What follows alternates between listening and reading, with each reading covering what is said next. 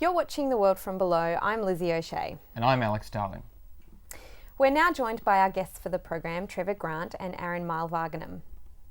Trevor Grant has worked as a journalist for over 40 years, reporting as a specialist feature writer for The Age and the Herald Sun in Melbourne.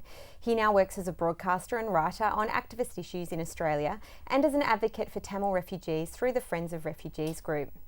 Aran Mylvaganam is a Tamil refugee who came here alone, aged 13, after his school was bombed by the Sri Lankan Air Force in the mid-1990s. He didn't speak a word of English and was held in immigration detention for 3 months. After he was released, he was hospitalised for depression. Aran survived this ordeal to gain a mathematics degree. After briefly working at a bank, he joined the Financial Services Union as an organiser, where he continues to work today. Aran is also a student at Melbourne University. He is a long-time Tamil advocate through the Tamil Refugee Council and several other Tamil groups. Trevor, you've recently published a book entitled Sri Lanka's Secrets: How the Rajapaksa Regime Gets Away with Murder. What motivated you to detail the human rights abuses currently taking place in Sri Lanka?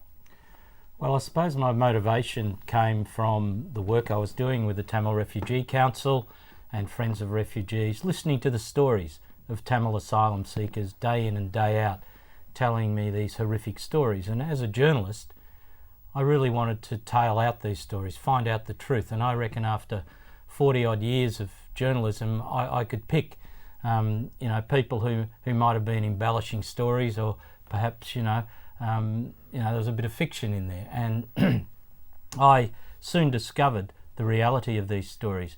And it wasn't just one person, it was scores of them telling me very, very similar stories about torture, about rape, about intimidation.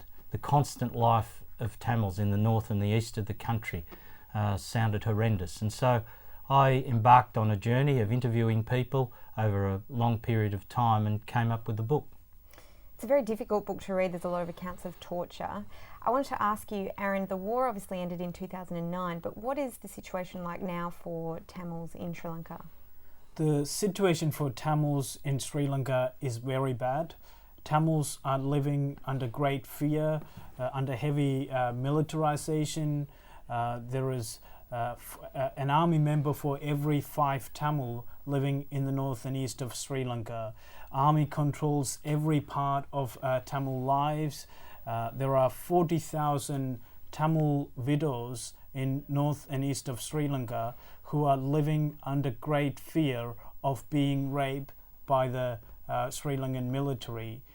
Recently, there was a case of an 11-year-old Tamil girl and a 9-year-old Tamil girl raped by 7 Sri Lankan sailors for 7 days.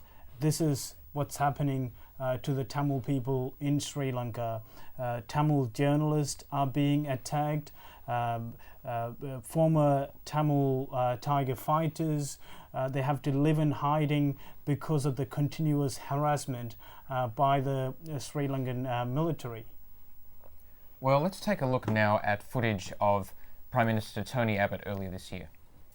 Obviously, the Australian government deplores any use of torture, but we accept that sometimes in difficult circumstances, difficult things happen. Right.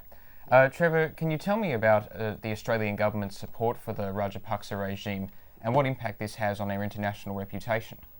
Well, our reputation is being totally and utterly trashed. As you saw there, Tony Abbott has stood aside from our traditional allies, really, in the US, Canada and the UK. Choggum last year, he stood on a platform, and when he was asked about the torture that many Tamils undergo, he said, well, difficult things happen in difficult circumstances. This is unprecedented for a Prime Minister to say such a thing, but it doesn't just stop at that.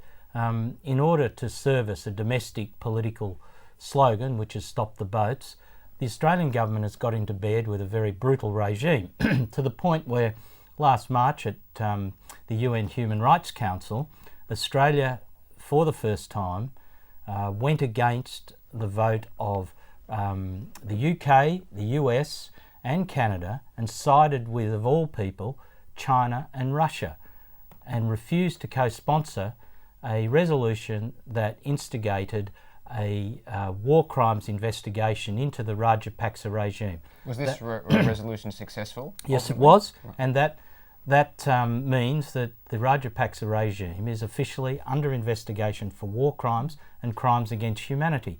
And yet we invite these accused war criminals to Canberra just recently. Scott Morrison and others welcomed them.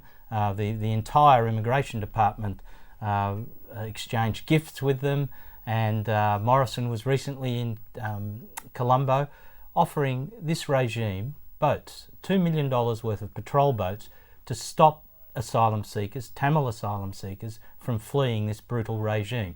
So the rest of the world is looking at Australia, not only for its refugee policy, which is quite horrible, cruel and inhumane, but also for its standing aside from the norm, going outside the norm, and the rest of the world saying, what on earth is Australia doing?